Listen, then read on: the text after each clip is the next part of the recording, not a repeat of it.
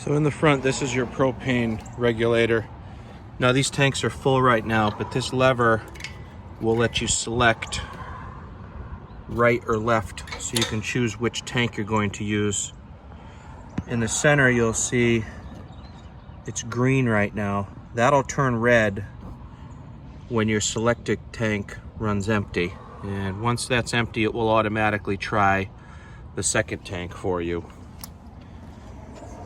This way, if it's night and one tank runs out, you don't have to run out here to switch. It will automatically switch from one to the other. Now, when you're not using the RV, you should shut these tanks off. You should also disconnect your battery, and this box is your battery.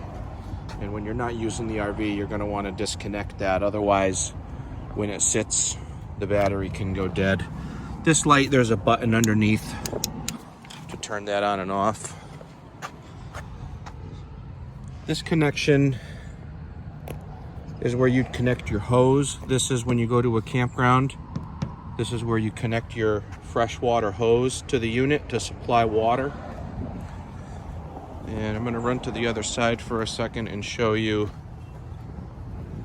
This is to fill your tank with water. So if you were going to go to a state park or someplace where there's no hose connection, you would fill this at home. And this fills the onboard tank so that you then bring your own water supply with you. And again, back to this one. This is if you're using campground water supply. You can leave that connected while you're camping. Now this is the vent for your water heater. So this is if you want hot water. And this is mainly just used for servicing. You don't really go in here for anything. This is just, you know, to maintenance. Part of winterizing, you have to go in there to drain it, but normally the door stays closed. And I'll show you when we're inside how to turn on the water heater. This is another vent. This is for the furnace. And again, I'll show you inside how to turn the furnace on and off so you can have heat. Back here is a port. If you have cable, you can hook that up. This is where the main electric feed goes in. This is a 30 amp camper. I'll show you, there's a cord that the camper comes with, and that's how you plug this in. Up here is a vent for the stove, and there's these little clips and there's a flap, so when you turn the fan on over the stove, it can exhaust out. Normally, you're gonna leave these shut, and that kind of keeps the flap secure. This is the outside shower hose. And down below, this is the wastewater drain. So you'll see two valves. There's a valve here and a smaller valve over here.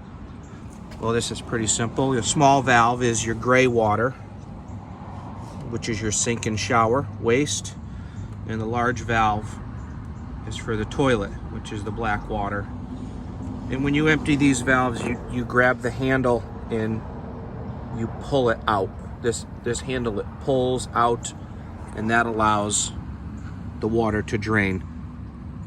When you're through camping is when you'd normally come out and drain off your wastewater.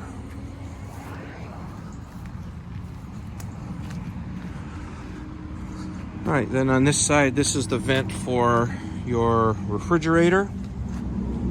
I'm going to show you inside how to turn the refrigerator on and off. There's an outside outlet over here, as well as a propane connector for an outside accessory if you use any of that.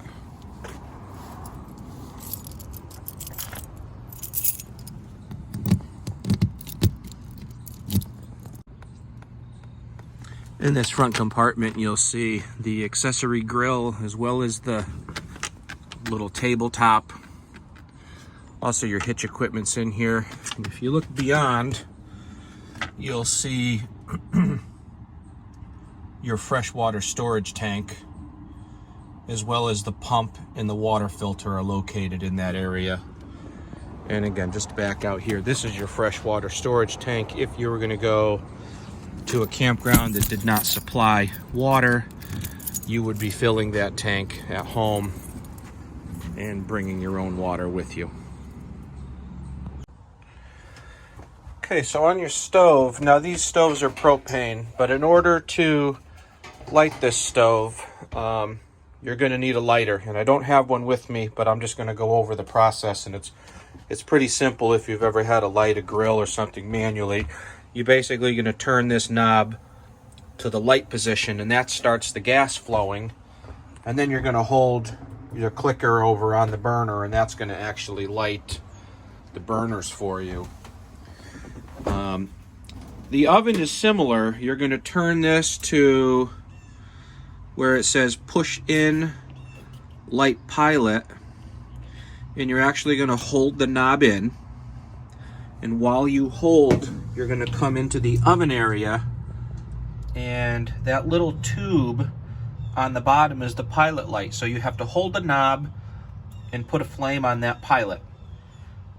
It may take 20 seconds or 40 seconds for that pilot to light, but once you see a flame, you're going to continue to hold the knob in for another 20 seconds. And you need to preheat the thermocouple on that pilot tube. After that, you can then set your temperature, say it's 350, and that'll actually start the oven. When you're through, you're going to go all the way to off position, and that'll shut down the propane and the pilot. These knobs, by the way, they lock, so in order to turn them, you do have to push them in order to rotate them, so they kind of lock in the off position. Anytime you're cooking in here, make sure you have the vent open on the outside and run this exhaust fan. You have to open that flap for the fan to work properly, otherwise it doesn't really do what it's supposed to do. So remember to go outside, open that flap. You should have a window open here also. When you go to lower this, you have to actually pull up. And if you look here, you'll see there's a little metal tab. So pull straight up before laying it forward, and this way you don't break that tab. Those usually break. I'm surprised that they're not broken on this model yet, so just be careful when you're operating those. Your refrigerator can run on gas and electric. It may be hard to see, but there is a lock right here that you push with your thumb, and that allows the door to open. So to turn the fridge on, you'll see right here it says on off. You basically push that to on. You'll see the light comes on down here, and you should have this auto LED that's lit up also. Auto means in automatic mode, this will try electric first. So if you're plugged in, that means it's going to run on electric. If you're not plugged in, it's going to go right to propane gas. So you leave this on auto pretty much all the time. If the check light comes on, that means it didn't start, and you have to manually turn it off and back on to reset it. Sometimes if this has been sitting, or if you run out of propane, you'll see the check light come on, and at that point you have to reset it. But sometimes when it sits for a long time, it may take 2 or 3 tries to get it to start. You can also manually force gas mode, and that's what this second button's for.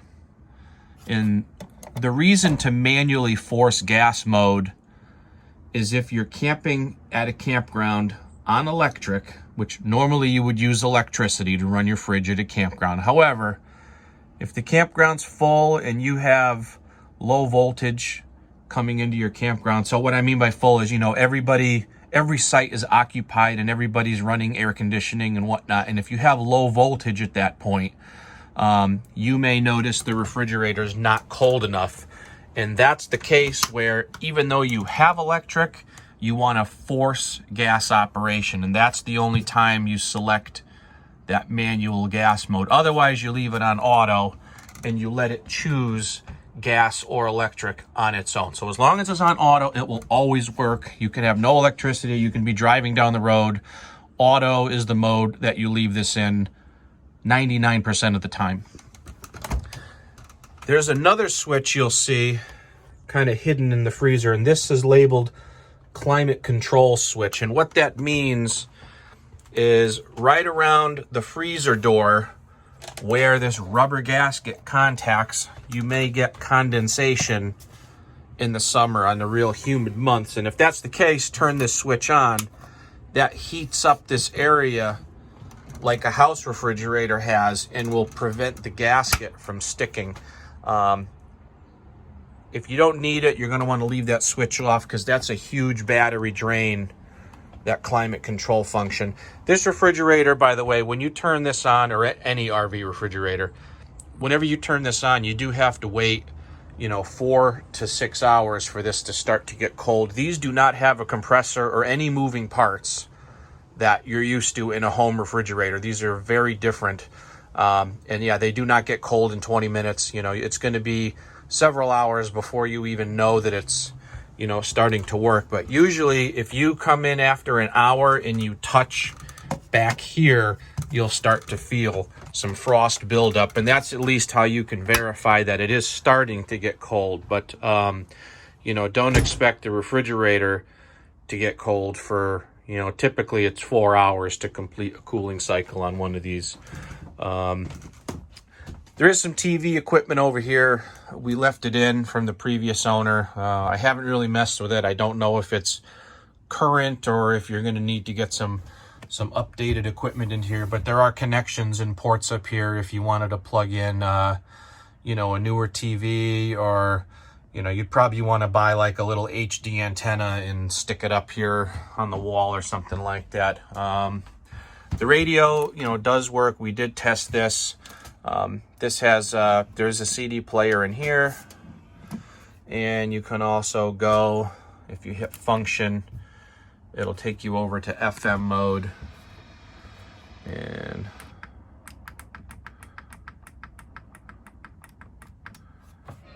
you can run FM radio. There's a speaker switch up here. A and B in this case. So basically they use A for the front. There's two speakers way up by the bed, and then B is under the table over here. And if you put it in the middle to AB, then it plays on all 4 speakers. But that works good. You can kind of mess around with that a little bit. There is a cable port outside, and that'll come out over here. So if you go somewhere with cable, you can use that. If you want to use antenna, you're gonna have to buy like a little HD antenna at Walmart or something, and stick it in over here. All of the lights, by the way, they have little switches in order to turn them on and off. So you'll see, lights on the ceiling and, all over the place. You just basically flip the switches in order to turn those on and off. There is a switch over here underneath, and this is actually, if you look outside the unit, you'll see a little yellow light that's outside the camper, and this switch is to turn that light on and off. So if you're sitting outside and you want to turn that on and off, that's how you can operate that. This is the cover, the exterior cover for the unit. This unit was kept covered. We sold this cover to the customer a couple years ago. He's been keeping it covered since it was new. That helps a lot with the condition on these. So, we recommend you cover this in the winter, or if possible, if it's going to be stored and you're not going to be using it for a while, you should be putting the cover on it. That's just going to keep it much nicer down the road. So there's some controls over here we're going to go over. This is the thermostat for the heating and cooling. This is pretty self-explanatory, but if you want to run the air conditioning, you're going to push this up to cool. If you want to run the furnace, you push it down to furnace. Over here is where you set the temperature. These thermostats, the numbers are not that accurate. So, if you put it on 70 because you're used to having your house at 70, This is probably not going to feel the same as in your house. So, you know, what I usually tell people to do is don't go by the numbers, but just kind of move it up and down and put it where you're comfortable, and whatever the numbers are, they are. You know, for the heating and the cooling, these are usually off several degrees from, you know, from what we're used to in a home situation. So, you know, kind of, you know, tweak that and do it so you feel comfortable. Now, when you're running it on cool or, you know, air conditioning, there is a high and a low for the fan mode. Nighttime, you can put it on low, and that kind of quiets it down a little bit. There's also an auto and an on for the air conditioning fan mode, and that will make it so either, you know, once it reaches your temperature, the whole system shuts off, or once it reaches the temperature, the fan will continue to circulate. So you can choose how you want to use that. You know, you can use it either way. It's going to cool down either way. It's just whether or not you want the fan to keep running once it reaches a temperature and continue to circulate air. That would be the on, the fan always on mode. That's usually how I use these, but you know, I like air conditioning and circulating air. You know, but if you want it quiet and to shut off, then put it on auto and it will shut off once it reaches temperature. The furnace only runs one speed, so these buttons don't do anything when you're on the furnace mode. Up here, this is your water heater. I showed you the water heater outside. Well, this is how you turn the water heater on, and this heats up using gas. It's automatic ignition, so once you get to the campground and you connect your water, you're, you know, just going to basically turn this on. It'll take about 20 minutes to heat up and make hot water. It's not instant, so you got to turn it on and give it a while. So when you first turn it on, you'll see that red light come on, and once it successfully lights, you'll see the red light go off. And that's what it did here. And it takes about 20 seconds. And if you go outside and listen, you'll hear the burner running as it's heating your water at that point. You can leave this on the whole time you're camping, basically. But make sure you connect to water first before you turn this on. You don't want to turn this on dry because, you know, obviously you can damage the water heater. If you run that dry, you know, it'll overheat. So only turn that on after you've connected to water at the campground. That's very important. All right, the last buttons here, these are kind of to show you how much, you know, liquid is in the tank. You can push, like, you know, well, battery, and you see 3/4 full, fresh, shows you empty. So these are your holding tanks. Black and gray are your wastewater. Remember, gray is your kitchen sink and shower. Black is for the toilet. And fresh is your freshwater supply. If you've put water into your fresh tank because you're going somewhere that doesn't provide water, that will show you how much water you have left. The last button down here says pump. And this is a water pump. And when you use the pump is if you want to use your fresh water from your tank. So when you go to a campground and they give you water, you're not going to turn on the pump. You're just going to connect to their hose and you'll have direct water coming into the camper. So you don't use the pump at a campground. However, if you go to a state park or you're in the woods, or if you go somewhere that they don't have water and you have water in your tank that you want to use, that's when you leave the pump on, and that will pressurize the system using your onboard water supply. So those are your two ways you can use the water in the RV. So this table can convert to make an auxiliary bed. And I don't have two hands to do it, but I'm going to kind of walk you through it. You'll see these poles down here. These are just press fit. And if you hit it here and just give it a couple pops up, you can see how the pole will lift up out of the ground. Those poles, when I say pole, I mean the center section. The pole will remove from the base socket and the top socket, so the table just becomes a filler piece that sits on this rail right here. Okay, so that'll create a platform, and then you're using your cushions to fill in the space. So the tables, the cushions end up on top of the table once the table is lowered into this position. And then you just leave the pulls on the floor over there. And then when you put it back together, you kind of set those into the socket, and then usually you have to give it a couple pops in order to get the table somewhat stable. The couch, this can also become an auxiliary sleeper, and to do that you have to remove these side pillows. You just basically pull up on these and they come out. And then if you just grab this, you can pull this forward. This backrest folds and fills in over here, and that'll allow somebody to sleep in that area. There is a ground fault outlet over here. This is if something gets wet, that's going to shut off the electric power to all of your outlets. Under the stove, by the way, those are your fuses and circuit breakers for the unit. That also contains the battery charger, so that when your camper is plugged in to power, it's recharging your battery.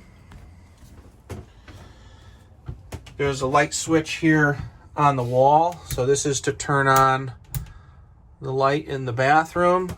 There's also a switch up here to turn the fan on, and that's 3 speeds for that fan. This is an exhaust fan, so this vents the air out of the unit. There's also a cover installed over this, so you can leave this up, in the rain even, and it's protected, so you'll be able to leave that open for ventilation, which is great. When you're storing this unit, it's a good idea to leave the vent open so you get some airflow through here. There's another vent in the front over here, and you can see this has a cover also. I have it cracked open, and if you're able, I would leave them cracked open. It's important that you keep airflow through the unit so that these things can breathe as needed. Last thing back here is the toilet. This is pretty self-explanatory. There's directions here also, but this is the lever to flush the toilet, and basically you pull this halfway, that fills the bowl with water all the way, flushes the toilet. These do not automatically fill with water like a house toilet. You have to hold that lever. You have to hold the lever over for 5 seconds to add water to the bowl before you flush the toilet.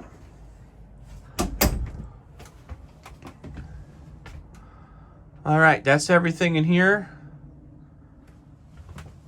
Oh, this is your air conditioner, by the way. There's a filter over here. You can pop this filter down and vacuum it. And this is one of the air outlets right here that's adjustable. That's the main outlet.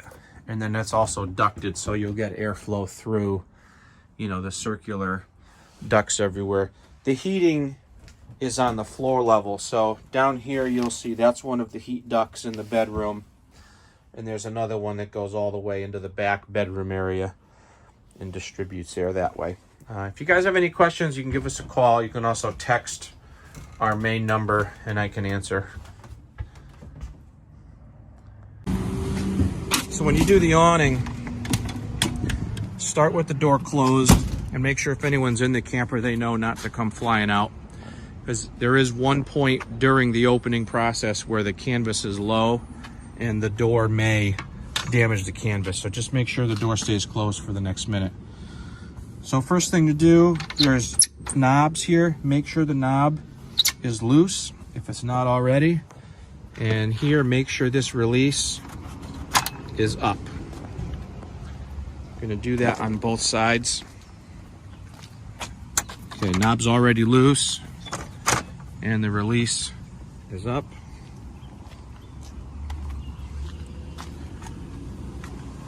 Bear with me, I'm doing this with just the one hand here. Up top you'll see there's a release lever up here, a little manual release. So what you can do is use the round end of this to reach up and pull that down. Okay, so once you've pulled that lever down, you'll want to find the strap. Should be in the center somewhere. You're going to hook that and walk backwards, and this should start to unwind on you. Now, sometimes the arm will get stuck, and if you start pulling and it's stuck, come over and put your hand on the arm and kind of give it a jog and get it to loosen up. So we're going to pull this fully down. Once you get to the end, you'll see the flap. So this is when you want to make sure no one's going to fly out with the door, because the door, well, it might clear, I don't know, but still better safe than sorry. Grab this arm. This is going to slide and snap in. When you get to the end, you might have to push it here with your thumb, and it clicks. What you're going to do now is tension the canvas. If you see there's like a bow in the canvas, pull down here. That tightens the canvas. A little tricky with just one hand here, but pull down on the canvas or on the arm and tighten the knob. You pull down on the arm. That tightens the canvas. And then you tighten the knob, and that makes that tight. You do the same thing down this end. You can see the canvas, if there's a little bow in it. Slide this up, click it in, pull down, grab it right here, pull down, tighten the knob. That keeps it taut. And then this is your lift handle here. And you'll see a series of holes in here. So what you do, you lift this up into position. That raises the awning, and you'll see your pin comes through. Always visual check that pin comes through. Sometimes if the pin's only through halfway, jog it back and forth, and that'll make sure the pin comes through the full length. Same thing on the other side. You can lift that into position, verify the pin's through, and that puts your awning at operating height. Now, if it's raining, you're going to lower one side down at least a foot. You have to do this for water to run off. You also have to monitor this to make sure that it doesn't start filling up with water in the center, because the size of this awning can collect water. So you'll always lower down one side.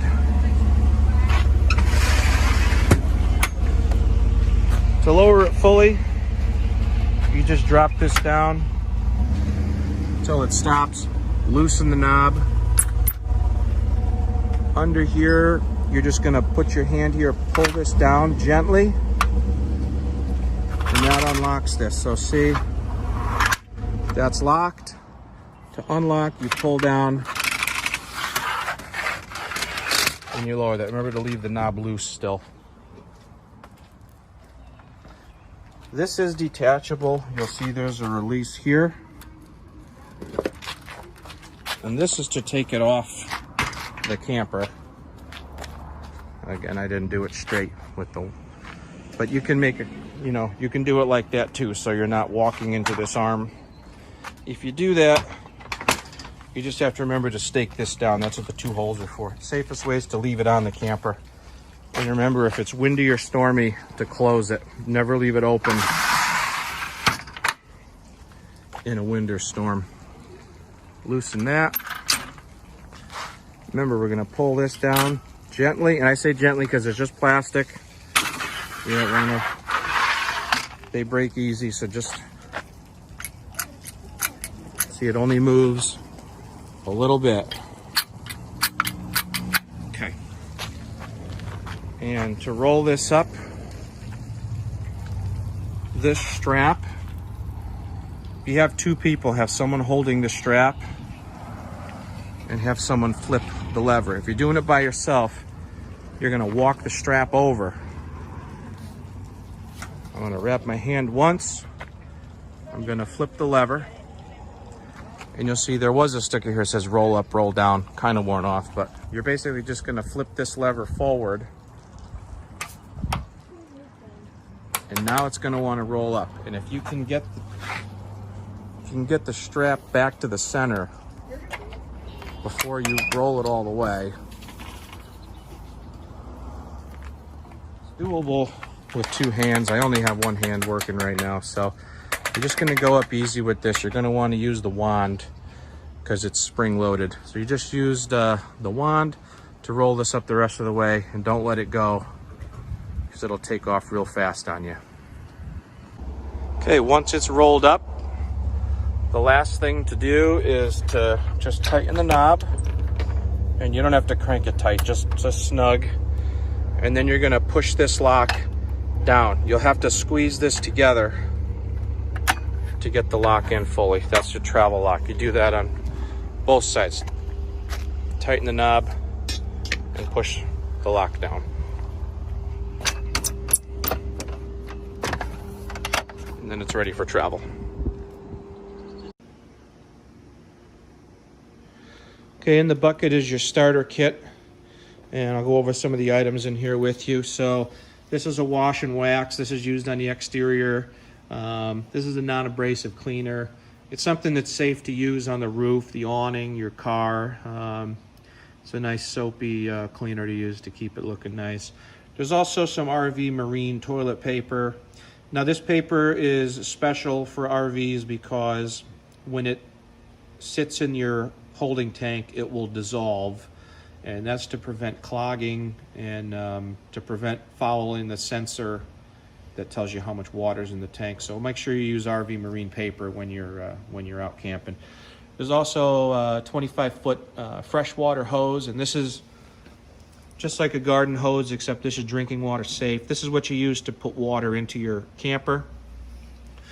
And this is a waste hose, so this is what's used to empty the camper. On the other side, remember where you had the cap, where your black and gray valves are. You take the cap off, this screws on, the other end goes into the port in the ground. This is the electric adapter. This goes on the end of the cord, and this converts from a camper plug, which is a 30 amp, down to a 15 amp. So you can plug this in at home or with an extension cord if you need to. Inside this bag are 4 pouches or 3 pouches of the chemical for the toilet. And before you go camping, you take 1 pouch, you flush it down the toilet, and that stays in your holding tank while you're camping. The last item is the water pressure regulator. This screws on to the faucet at the campground before you connect your hose. And that's to limit the water pressure coming into your camper so that it doesn't damage anything inside the unit.